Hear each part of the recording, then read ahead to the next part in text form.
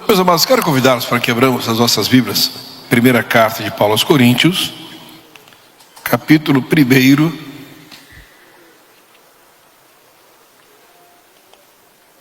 Vamos ler versículos 10 e 11. 1 Coríntios 1, 10 e 11, onde assim nós lemos: Rogo-vos, porém, irmãos, pelo nome de nosso Senhor Jesus Cristo, que digais todos uma mesma coisa, e que não haja entre vós dissensões. Antes, sejais unidos em um mesmo sentido, em um mesmo parecer. Porque a respeito de vós, irmãos meus, me foi comunicado pelos da família de Cloé, que há contendas entre vós. Fiquemos de pé, vamos orar mais uma vez, pedindo ao Senhor que continue falando conosco agora, através da sua palavra. Pastor Vocton, vem orar conosco. Amém. Quero saudar os irmãos com a paz do Senhor. Vamos orar. Senhor, nosso Deus e nosso Pai, te damos graça, Pai, te louvamos e te agradecemos, ó Pai, por estar na tua casa, Pai, que as tuas mãos, ó Pai, continuem estendidas sobre este lugar, sobre a vida do teu filho que nos vai transmitir a tua palavra, Pai. Pedimos a tua bênção em nome de Jesus. Amém. Sentemos, meus amados. Meus irmãos, na terça-feira passada nós falamos um pouquinho a respeito dessa primeira carta que o apóstolo Paulo escreveu à igreja que estava em Corinto. E o apóstolo Paulo, ele tinha muito cuidado com a igreja e também com os obreiros, com os cooperadores que serviam à igreja do Senhor. Tanto é que o apóstolo Paulo escreve, me parece que ao todo 11 cartas ele escreve, com destinos específicos, tratando de assuntos pontuais, que em cada carta que escreve, ele escreveu uma carta aos Romanos, 2 cartas à igreja de Corinto, também uma carta aos Gálatas, depois aos Efésios, Filipenses, Colossenses, 2 cartas à igreja de Tessalônica. Mas ele escreve também cartas que nós consideramos e podemos chamá-las de cartas pastorais, que são 2 cartas a Timóteo, o seu cooperador Timóteo, que uma carta a Tito, e uma carta que poderíamos dizer que também é uma carta talvez pessoal, a carta a Filemão. Então o apóstolo Paulo, quando ele escreve essas cartas, é porque ele tem um cuidado especial para com as igrejas, principalmente aquelas igrejas que ele fundou, aqueles lugares onde ele iniciou o trabalho. Então ele escreve com muito cuidado a essas igrejas. E falamos um pouquinho particularmente a carta que ele escreveu à igreja que estava em Corinto. E eu estou tomando aqui como base esses 2 versículos que nós temos lido, porque foi um dos problemas principais que o apóstolo Paulo identificou que estava acontecendo naquela igreja. Nós demos aqui uma noção do que representava a igreja em Corinto. Era uma igreja que vivia numa cidade de muita imoralidade, de muita corrupção, de muitas pessoas que passavam por ali. Mas naquela cidade, naquele lugar, havia uma igreja, era uma igreja fervorosa, uma igreja provida dos dons espirituais. Tanto é que o apóstolo Paulo, lá na frente, ele vem trazer também uma orientação a respeito da aplicação desses dons espirituais, pois havia ali também algumas dissensões em relação à prática dos dons espirituais. Outras recomendações que o apóstolo Paulo traz também em relação à ceia do Senhor, pois havia ali também algumas dissensões em relação à ceia do Senhor. Mas era uma igreja provida, como disse, de dons espirituais. Era uma igreja que nós poderíamos dizer uma igreja referência, uma igreja que poderia ser parâmetro para as demais igrejas. Era uma igreja crescente, mas de um lado que era uma igreja fervorosa, eu disse aos irmãos na terça-feira passada, por outro lado era uma igreja muito atacada espiritualmente. Então o inimigo tentava trazer para dentro da igreja o que estava acontecendo fora da igreja. E o apóstolo Paulo, que ele enfrentou algumas dificuldades com relação às doutrinas que tentavam implantar ou fazer o tipo de uma acomodação entre as doutrinas ou ao judaísmo e ao cristianismo. O apóstolo Paulo trouxe muitas orientações a respeito disso, mas não é o caso aqui. Estou só citando isso para que possamos ter noção que o apóstolo Paulo era sempre muito atento ao que acontecia nas igrejas e as cartas que ele escrevia para essas igrejas. Então o apóstolo Paulo escreve para a igreja de Corinto, e o que ele traz aqui uma relação das situações que vivia aquela igreja, que eram situações perigosas. E as cartas de Paulo, que eram cartas de exortação. Exortação não é, como diz lá no Nordeste, não era peia, não era bater, não era cartas que vinham bater dos crentes, não. Mas eram cartas de alerta, eram cartas de motivação, não é? De cartas de chamar a atenção, de aconselhamento para os perigos eminentes que a igreja poderia estar sofrendo, perigo eminente que algum crente poderia estar sofrendo. Então a exortação serve para isso, para nos aconselhar, para nos orientar, para nos prevenir, né, dos perigos que alguém pode estar vivendo. Mas algumas informações recebidas pelo apóstolo Paulo motivaram a escrever essas cartas à igreja de Corinto. O apóstolo Paulo, como disse, que era muito exigente em relação à conduta do crente em Jesus Cristo. O apóstolo Paulo fazia questão de destacar a diferença do homem, a diferença da pessoa que aceita ao Senhor Jesus, a diferença, a mudança que o evangelho deve operar na vida de quem aceita Jesus como Salvador. O apóstolo Paulo quer dizer que quando nós aceitamos a Cristo como Salvador, que a nossa vida muda completamente. A nossa maneira de viver, de pensar, de agir, o caráter muda completamente quando alguém aceita Jesus como seu Salvador. Então que esta mudança que o apóstolo Paulo precisa e quer que seja vista na vida do crente, na nossa vida, essa mudança precisa ser vista, que quando éramos crentes nós agimos de alguma maneira, depois que aceitamos a Jesus como Salvador, a nossa vida mudou completamente. A vida passada, que é uma página virada, a dar para frente, a partir do momento que aceitou Jesus, que é uma nova vida em Cristo Jesus, mudança de caráter, mudança de comportamento, mudança de propósitos, né? E o apóstolo Paulo falava isso porque ele mesmo passou por essa conversão. O apóstolo Paulo dava testemunho do que ele era, do que ele representava. Ele mesmo dá testemunho em alguns momentos que ele era um perseguidor da igreja, era um homem que perseguia aqueles que falavam do Senhor Jesus, era um homem, embora fosse entendido, fosse um homem culto, de conhecimento profundo, principalmente nas leis de Moisés. O apóstolo Paulo, quando Saulo de Tarso, ele era um fariseu entendido, mas que não aceitava o evangelho do Senhor Jesus, não aceitava Jesus como sendo o Salvador, não aceitava Jesus como sendo Deus, não aceitava Jesus como sendo o Messias, e por isso ele perseguia a igreja do Senhor. Mas o apóstolo dá o seu testemunho de que enquanto ele ia para Damasco para prender os crentes, com autorização para açoitar os crentes, entrar nas casas dos crentes e prendê-los, enquanto ele ia para esta missão, Jesus se manifesta a ele a caminho de Damasco. E o que me chama a atenção aqui, que eu louvo ao Senhor, porque o Senhor Jesus, quando se apresenta para o Saulo de Tarso, o perigoso, o ameaçador, aquele que era agressivo com os crentes, quando Jesus se manifesta a Saulo de Tarso, não se manifesta com a mesma intenção de Saulo, mas se manifesta com uma intenção de salvá-lo, se manifesta com a intenção de restaurar a sua vida. Aleluia. Então, quando o Senhor Jesus age em nossa vida, não age para trazer, quem sabe, uma vingança, não age para cobrar alguma coisa dos nossos pecados, das nossas falhas. Quando ele se manifesta em nossa vida, ele se manifesta para transformar a nossa vida, para mudar a nossa maneira de viver. Foi assim que o Senhor Jesus se manifesta para Saulo de Tarso, a caminho de Damasco, e Saulo dá o seu testemunho de que o resplendor o cercou, ele caiu por terra, não suportando o resplendor que o cercou naquele instante, e naquele momento ele ouve uma voz meiga,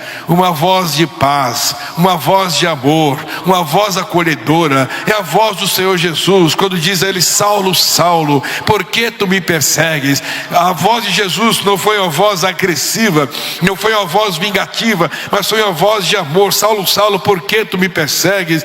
E Saulo naquele momento pôde entender. Ele, como Saulo, como fariseu, como um profundo estudioso da lei, ele achava que certamente eram poucas pessoas que estavam acima dele, mas naquele momento ele podia entender que aquela voz que falava com ele era de alguém superior a ele, era de alguém maior do que ele, era de alguém que tinha autoridade sobre ele. Bendito é o nome do Senhor, aleluia. Não importava naquele instante que a condição, a formação, a postura de Saulo, o que importava é que naquele instante, ao ouvir aquela voz, ele podia dizer: quem és, Senhor? Esta é a maneira humilde de que Saulo se refere àquele que estava falando com ele: quem é o Senhor? Aí o Senhor Jesus diz: eu sou o Senhor, aquele a quem tu persegues.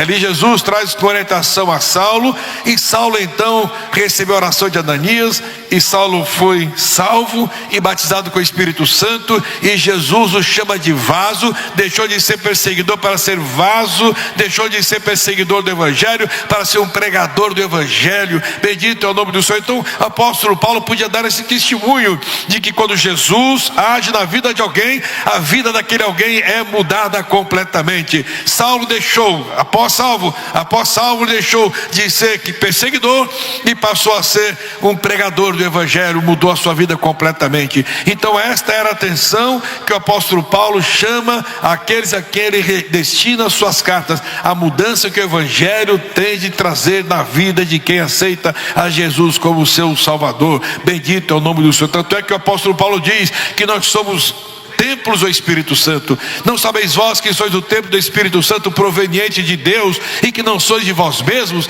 Então ele diz que nós somos o templo do Espírito Santo. Ele diz que nós agora temos o Espírito Santo em nossa vida. O Espírito Santo está em nós, o Espírito Santo está conosco, o Espírito Santo, onde estamos, ele está conosco. O Espírito Santo nos protege, o Espírito Santo nos orienta, o Espírito Santo nos ilumina, o Espírito Santo nos motiva a glorificar e adorar ao Senhor. O Espírito Santo nos coloca no caminho que nos leva à presença do Senhor. Então esta é a mudança que o apóstolo Paulo insiste que o crente tem de passar. Deixou de ser ímpio, deixou de ser pecador e passa a ser o templo do Espírito Santo. Bendito é o nome do Senhor. Que privilégio, meu amado irmão, eu e você sermos templo do Espírito Santo, o Espírito Santo que habita em nós. Bendito é o nome do Senhor. O apóstolo Paulo disse que nós fomos comprados por bom preço. Aleluia. Glorificai, pois, a Deus o vosso corpo, porque nós fomos comprados pelo sangue do Senhor Jesus Cristo. Bendito é o nome do Senhor. Então o apóstolo Paulo insiste na mudança que deve acontecer na vida de quem aceita Jesus como o Salvador. Mudança no seu íntimo, perspectivas que não são vistas externamente, mas acontecem lá dentro de nós. Mudanças que acontecem dentro de nós, no nosso coração, porque você não precisa muitas vezes demonstrar aquilo que está no seu coração. Você não consegue muitas vezes demonstrar, mas aquilo que você sente, aquele que você alcançou da parte do Senhor Jesus. Estou me lembrando agora quando Jesus esteve com aquela mulher samaritana. Não sei qual era a condição daquela mulher. O próprio Jesus disse qual era a condição dela. Era que havia saído ali de Samaria, que certamente pela sua condição de vida era uma mulher não respeitada pela cidade, era uma mulher não respeitada, não era mulher de crédito junto à sociedade samaritana. Mas quando ela alcançou a salvação em Cristo Jesus, quando ela entendeu que Jesus Cristo era o Messias, ela entrou na cidade, e entrou, aquela mulher, ela não teve tempo de ir para casa e se trocar e dizer: agora eu sou crente, a minha roupa agora é de crente, a minha vestimenta agora é de crente. Ela não teve tempo, porque a mudança que aconteceu não foi no seu exterior, mas foi dentro dela. E a mudança que aconteceu dentro dela, ela pôde exteriorizar, porque ela entra na cidade e começa a anunciar: vinde, vede, um homem que me disse tudo quanto tenho feito. feito, porventura não é este o Cristo? E o mais incrível que aconteceu é que os homens da cidade acreditaram no testemunho dela. Eles viram daquela mulher, não mais uma mulher que havia tido tantos homens na sua vida, mas uma mulher que havia tido encontro com o Senhor Jesus Cristo, uma mulher que havia conhecido o Messias, uma mulher que se deixou ser moldada pelo Messias, uma mulher que foi convencida pelo Messias, uma mulher que sabe que o Messias é digno de ser adorado. Bendito é o nome do Senhor. Esta é a mudança que acontece no interior daquele que aceita a Jesus como seu Salvador. Bendito é o nome do Senhor. Mas as mudanças perceptivas são aquelas que veem em nós a mudança de caráter, a mudança de comportamento, não é? Que então nós passamos a ter comunhão com o Senhor. Então o apóstolo Paulo escreve essa carta preocupado com a conduta do crente, mas o apóstolo Paulo se preocupa com a informação que ele recebeu. O apóstolo Paulo se preocupa ao ser informado do que está acontecendo na igreja aqui em Corinto. Paulo toma conhecimento de alguns problemas surgidos daquela igreja, entre eles tolerância de pecado moral. Nessa pecado moral, aqui uma relação do que ele aponta: incesto, adultério, pecado, fornicação, que enfim, algumas situações dentro do pecado moral. Mas ele aponta também grupos que promoviam divisão na igreja, grupos que promoviam divisão dentro da própria igreja. Como disse, Corinto era uma cidade, uma das cidades comerciais, muito obrigado, mais importantes da época. Controlava grande parte das navegações entre o Oriente e o Ocidente, e por isso, por ser uma cidade de muita movimentação de gente, trazia alguns problemas, como já disse: imoralidade sexual, homossexualidade livre, sensualidade e prostituição sagrada, onde a principal divindade era a Afrodite, a deusa Vênus, deusa do amor livre. Prostitutas profissionais serviam que em seu templo. Enfim, a degradação moral era presente naquela cidade. Mas esta carta que o Paulo vai escrever à igreja de Corinto, e o primeiro problema que ele vem abordar, consiste em responder a 10 questionamentos, que vamos falar já já sobre eles. Mas o primeiro problema abordado pelo apóstolo Paulo foi o espírito sectário. O que quer isso dizer? 1 aos Coríntios 1 e versículos 11 e 12, nós lemos o 10 e 11, e vamos reler aqui o 11 e ler o 12, que assim está escrito: porque a respeito de vós, irmãos meus, me foi comunicado pelos da família de Cloé que há contendas entre vós. Quero dizer com isso que cada um de vós diz que eu sou de Paulo, e eu de Apolo, e eu de Cefas, e eu de Cristo. Então o apóstolo Paulo recebe a informação que há essa divisão de pensamentos dentro da igreja em Corinto. Se pensarmos bem, essa igreja era privilegiada porque entendemos que havia ali um dos pregadores daquela igreja era o apóstolo Paulo. Outro pregador era Apolo, era um pregador avivado, de muito conhecimento, de muita a sua pregação que era muito envolvente. Outro era Cefas ou Pedro, que havia estado com o Senhor Jesus, que foi certamente o primeiro líder da igreja em Jerusalém. Então, irmãos, percebem que os pregadores daquela igreja, ou seja, aquela igreja era uma igreja privilegiada em ter esses pregadores que estavam ali entregando a palavra e ensinando. Mas esses pregadores certamente não tinham eles conhecimento, mas havia dissensões no meio da igreja. Uns diziam que era de Paulo, que gostava mais do Paulo. Outros diziam que era de Apolo, gostava mais de Apolo. Outros diziam que era de Pedro ou de Cefas. E outros diziam que era de Cristo. Eu acredito que os piores eram esses que diziam que era de Cristo, porque tem uns da igreja que não aceita mensagem de ninguém. Ele diz: eu só saio, eu só ouço quando Cristo vier falar comigo pessoalmente.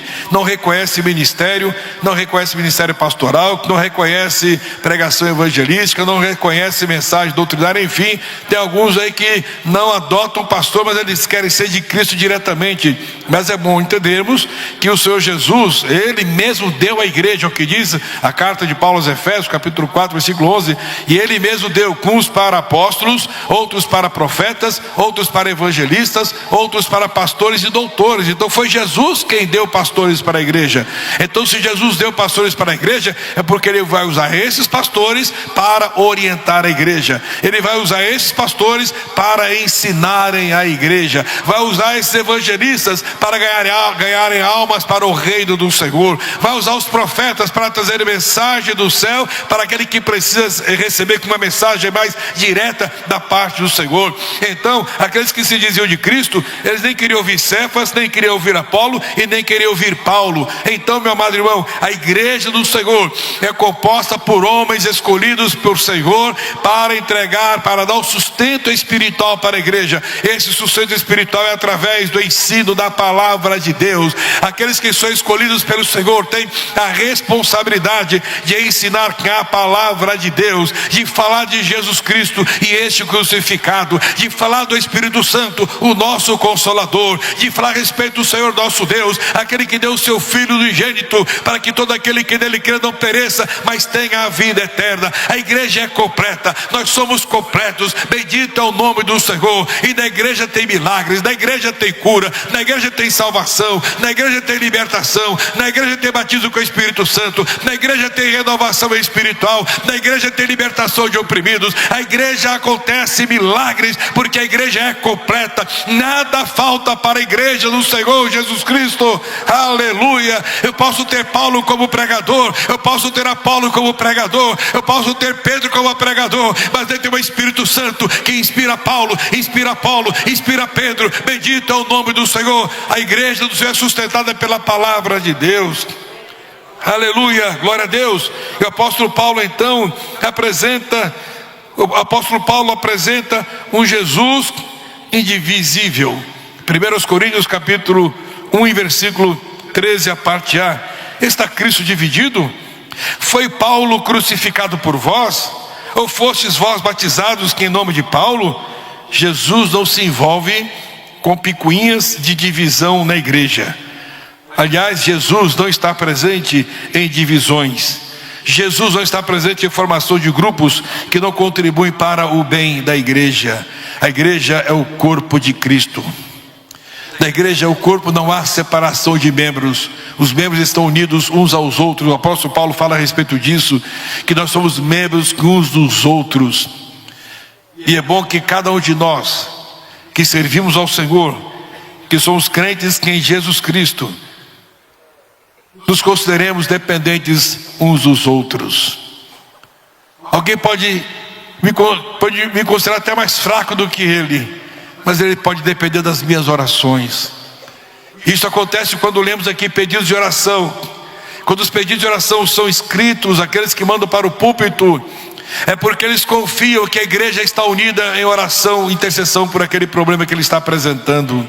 Aleluia. A igreja está unida aqui em relação à necessidade de alguém, em relação à enfermidade de alguém, ao problema de família de alguém. A igreja está unida, somos o corpo de Cristo, estamos ligados uns com os outros. Bendito é o nome do Senhor. Se meu irmão sofre, eu sofro com ele.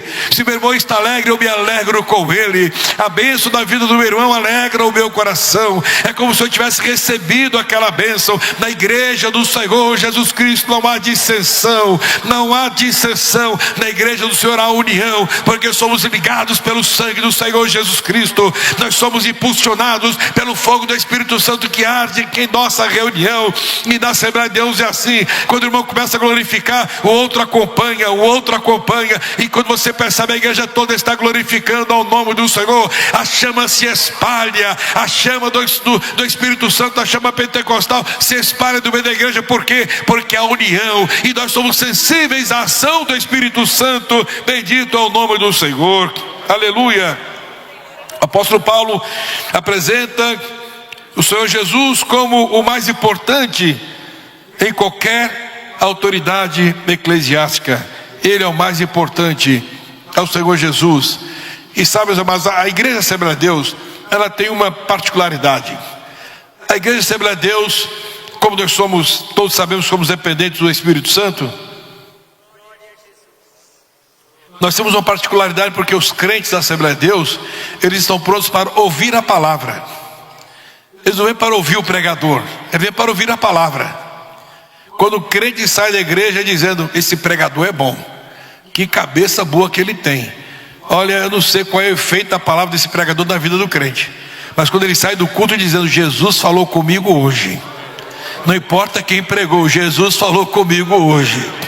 E Jesus fala através da pregação, Jesus fala através dos hinos do coral. Já ouvimos aqui nessa noite 2 belos hinos com mensagens que alcançaram o nosso coração, que alcançaram o nosso interior. Eu venho para a igreja para receber mensagem de Deus, mensagem do céu, e Ele usa quem Ele quer. Aleluia! A mensagem você recebe de hinos que são cantados, a mensagem você recebe às vezes até na leitura oficial do culto, a mensagem você recebe na pregação da palavra. A mensagem do Senhor Jesus alcança aqueles que vêm para ouvir a mensagem. Eu não venho para ouvir pregador, eu venho para ouvir a mensagem do Senhor. O pregador, quem escolhe é Jesus. Aleluia! O pregador, quem escolhe é Jesus. E nós temos de ter a sensibilidade, de quando ouvirmos a palavra, estamos ligados com os céus, receber a palavra. Não importa quem está ministrando, a palavra vem do céu. Não importa quem está ministrando, eu estou recebendo a mensagem que vem do céu. Eu tenho dito nas reuniões de cooperadores que tem pastor ou tem pregador que só glorifica quando ele está pregando, e quando o outro está pregando ele tem boca fechada como o túmulo. Mas a mensagem não é para glorificar o homem, a mensagem vem para glorificar o nome do Senhor Jesus. Aleluia! A mensagem vem para que o nome do Senhor seja glorificado e a igreja seja edificada por ela. Aleluia! Bendito é o nome do Senhor, aleluia. Apóstolo Paulo apresenta Jesus como mais importante do que qualquer autoridade eclesiástica. Não importa a formação de A, de B, não importa qual é a formação que ele tem lá até na teologia, não importa. O que importa é se ele tem a unção do Espírito Santo para pregar a palavra de Deus. Aleluia, porque a responsabilidade de quem prega, a responsabilidade de quem ensina, não é agradar o público que está ouvindo, mas é atender aquilo que o Senhor Deus quer que seja entregue para a igreja do Senhor. Aleluia, porque quem conhece os corações é o Senhor Jesus Cristo, quem conhece a nossa necessidade é o Senhor Jesus Cristo. Então no culto nada é perdido, aquilo que você precisa você vai receber, aquilo que você precisa você vai alcançar, porque o Senhor Jesus é aquele que não nos decepciona. O culto para nós é uma bênção, o culto para nós é edificante, o culto para nós é transformador, o culto para nós é motivador. Bendito é o nome do Senhor. Então o apóstolo Paulo apresenta Jesus como a autoridade maior da igreja. Paulo mostra e lembra que só Jesus opera na igreja. Só Jesus opera na igreja. Sabe, meus amados, eu tenho me preocupado esses últimos dias com alguns pregadores, vamos assim dizer, que têm ocupado os púlpitos da igreja e não estão muito preocupados em entregar a palavra de Deus, e não estão muito preocupados em que o nome do Senhor Deus seja glorificado através da mensagem. Mas eu tenho visto cada coisa que eu não acredito que acontece na Assembleia de Deus. Pregadores pulando no púlpito, pregadores dançando no púlpito. Não tem aquela postura, aquela ética que nós estamos diante da igreja de Deus. Me permitam dizer, desculpe das pessoas, foi muito forte, nós não estamos num circo. Ninguém está aqui para ouvir gracinhas do púlpito, ninguém está aqui para ver piruetas de pregador do púlpito. Estamos aqui para ouvir alguém pregar a palavra de Deus. Aleluia, o púlpito não é lugar de se apresentar, o púlpito é lugar do homem se manifestar, o púlpito é lugar de Deus se manifestar através do homem, é lugar de Deus se manifestar através do pregador. Aleluia, aleluia, glória a Deus, glória a Deus. Então Paulo lembra que só Jesus opera da igreja. Não tem pregador, por mais famoso que ele seja, por mais nome que ele tenha, que batize com o Espírito Santo. Não tem pregador batizador com o Espírito Santo. Tem pastor batizador nas águas, graças a Deus. Aqui ainda temos pastores que batizam em água, mas batizar com o Espírito Santo é só o Senhor Jesus Cristo. Aleluia, é só o Senhor Jesus.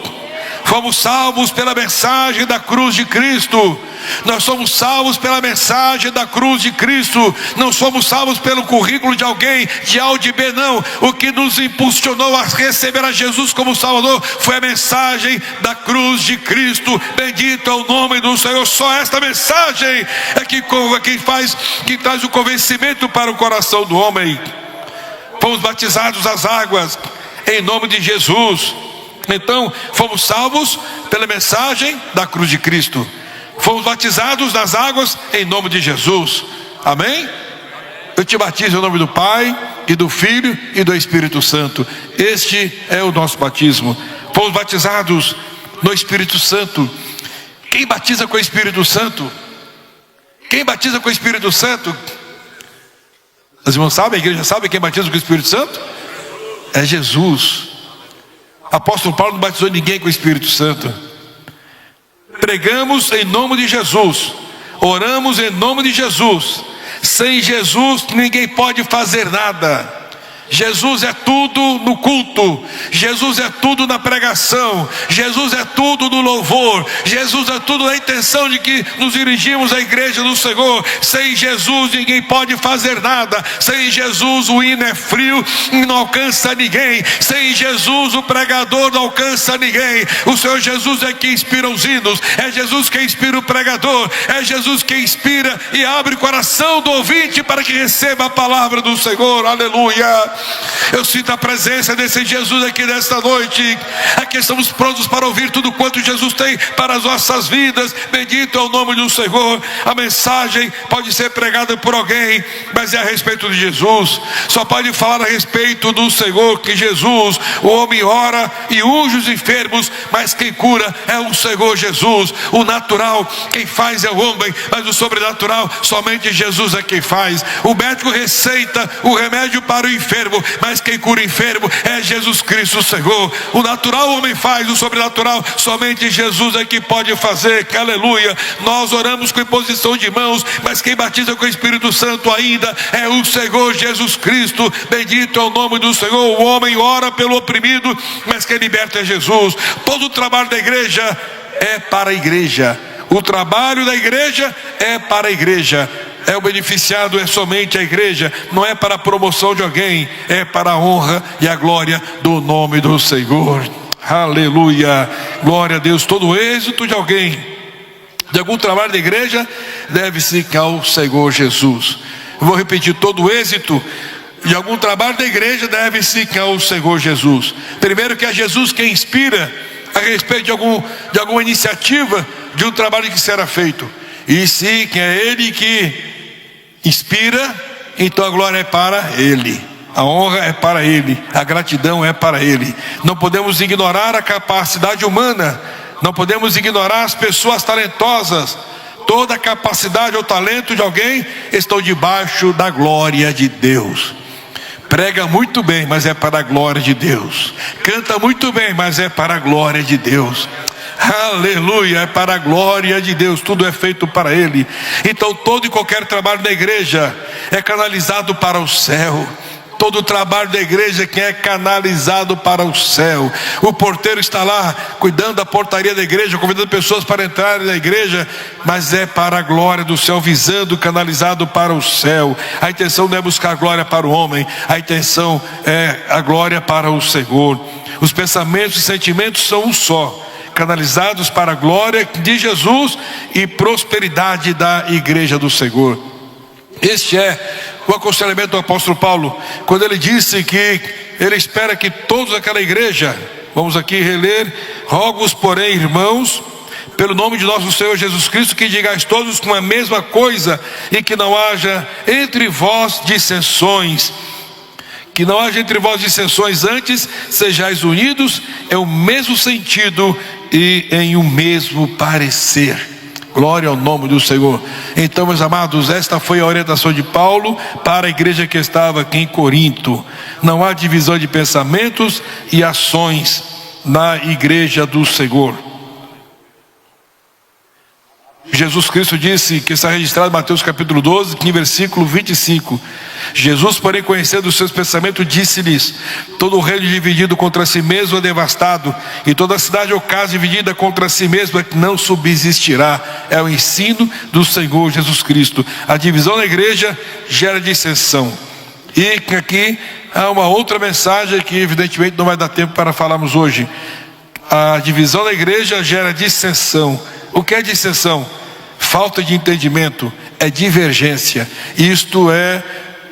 Esta era a ameaça que a igreja de Corinto estava sofrendo, passando por essa ameaça, que onde havia a dissensão, onde havia divergência, evidentemente não tem como haver a operação do Espírito Santo. Onde há divisão, ali o Espírito Santo não tem liberdade. Mas onde estão os unidos, ali o Espírito Santo tem liberdade. Porque é o mesmo Espírito que opera em mim, opera em você. Aleluia. Eu disse no domingo passado que no culto ao Senhor, na igreja de Deus, não tem grande, não tem pequeno, tem adorador. Tem adorador. Aleluia, tem adorador. Nós viemos aqui para adorar ao Senhor e voltar para casa abençoado e edificado. Então, quando há união na igreja, não há dissensão, a mensagem é recebida e todos glorificamos, exaltamos ao nome do Senhor. Deus os abençoe em nome de Jesus. Terça-feira tem mais, se assim o Deus permitir. Amém? Lembrando aos irmãos que amanhã, pela manhã e à tarde, teremos trabalho com as irmãs do Círculo de Oração. À noite teremos culto de libertação. Quinta-feira, trabalho com as nossas irmãs, culto à noite. Sexta-feira, culto à noite. Sábado, estudo para professores da Escola Bíblica Dominical, às 19h30. Domingo pela manhã, a nossa Escola Bíblica Dominical. Nós estamos realizando, aproveitar, estou me lembrando agora, no mês de agosto, mais um encontro de casais, e onde a igreja sede, os irmãos aqui, os casais da sede, têm participado desse encontro de casais. Então aproveito para fazer ali a sua inscrição agora. O encontro será do dia 29 a 31 de agosto, não é isso? 29 a 31 de agosto, que ainda há tempo de você fazer a sua inscrição e pagar parcelado até o mês do encontro.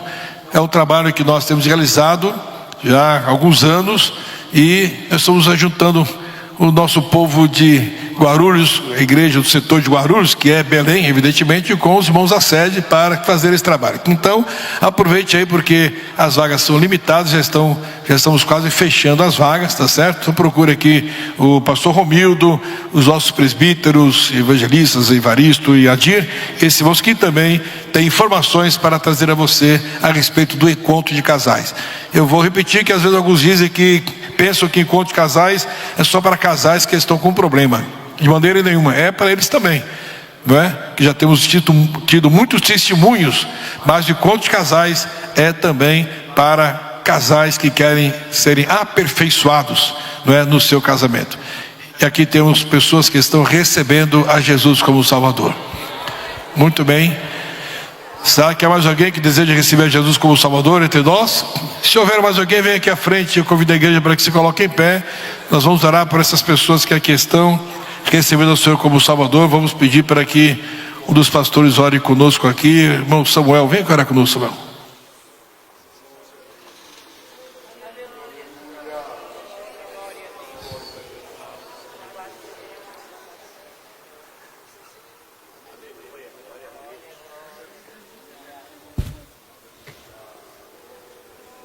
Oramos.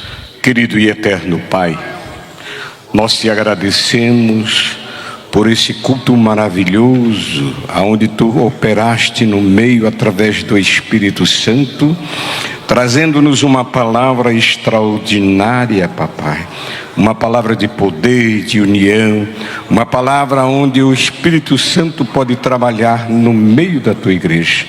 E agora, papai, quero te apresentar essas pessoas que aqui chegaram até aqui frente, aceitando a Jesus como Salvador, querendo abraçar a Ele e deixar Jesus abraçar a eles, para fazer uma grande família, Oh, Papai do céu, Tu és maravilhoso e belo. Papai do céu, também fica conosco. Vai conosco para os nossos lares, nos leva em paz a todos nós que aqui estamos, Papai. Coloca o Teu anjo em volta de nós para nos levar e ficar conosco. Fica conosco nesta noite, Papai, em nome de Jesus. Amém. Que a graça de nosso Senhor e Salvador Jesus Cristo, o amor de Deus nosso Pai, a comunhão e as consolações do Espírito Santo estejam com todos aqui presentes. Nós dizemos amém. Deus abençoe a todos.